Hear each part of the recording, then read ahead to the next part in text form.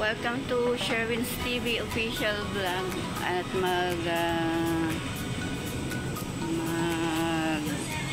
tutorial tayo how to deposit on CTBC ATM machine cardless po sa mga kapwa ko Pilipino po dito sa Taiwan na hindi pa alam kung paano mag-deposit sa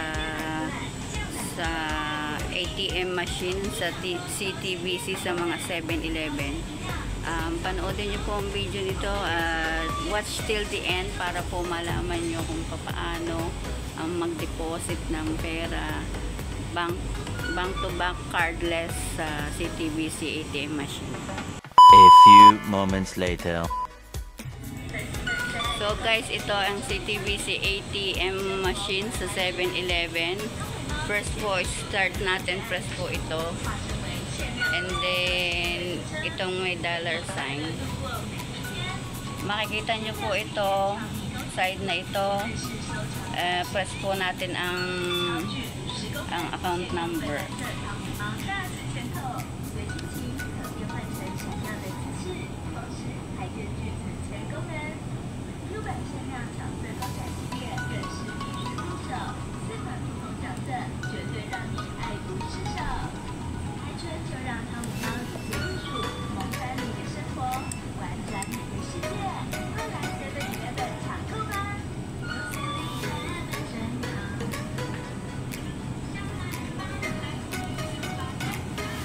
Yan, and then confirm po.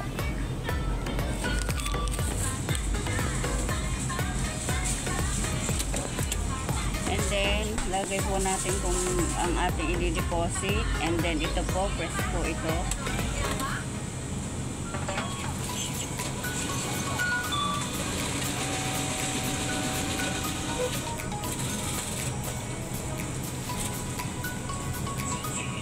Then after po ma-confirm kung magkano ang ating deposit, press this.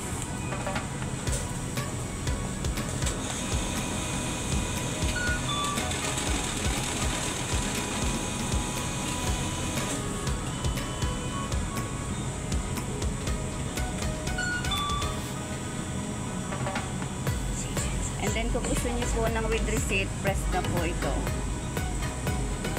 And then confirm.